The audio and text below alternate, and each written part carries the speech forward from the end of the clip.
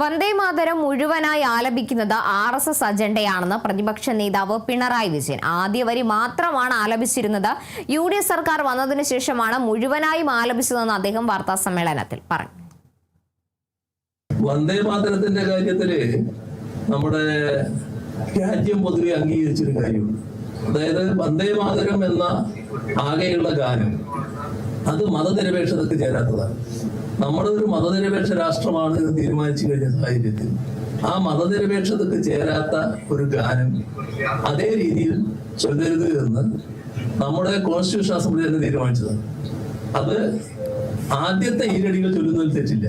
അപ്പൊ ആദ്യത്തെ ഈരടികൾ മാത്രമേ ചൊല്ലേണ്ടതായിട്ടുള്ളൂ എന്നും കോൺസ്റ്റിറ്റ്യൂഷൻ അസംബ്ലി തീരുമാനമെടുത്തിട്ടുണ്ട്. ഇവിടെയാണ് രാജേന്ദ്ര പ്രസാദാണ് പ്രഖ്യാപിക്കുന്നത്. ഇതായിരുന്നു പണ്ഡിറ്റ് ജവഹർലാൽ നെഹ്റുവിന്റെ അടക്കം നയം. ആ നയമാണ് കോൺഗ്രസിന്റെ നയമായിട്ടുണ്ടായിരുന്നത്. വ്യത്യാസം വന്നത് ഈ ഗവൺമെന്റ് അധികാരത്തിൽ വരുമ്പോൾ ആദ്യത്തെ ദിവസം മന്ത്രിസഭാ സത്യപ്രതിജ്ഞയുടെ ഘട്ടത്തിൽ ഈ വന്ദേമാതരം മുഴുവനായിട്ട് ചൊല്ലി. വന്ദേമാതരം മുഴുവനായിട്ട് ചൊല്ലുക എന്നുള്ളത് RSSന്റെ നയമാണ്, RSSന്റെ അജണ്ടയാണ്. അതിന് പൂർണ്ണമായിട്ട് കീഴ്പ്പെടുന്ന അവസ്ഥ ഇവിടുത്തെ ഗവൺമെന്റ് കാണിച്ചു. വ്യാപക വിമർശനം അതിനെതിരെ ഉയർന്നു.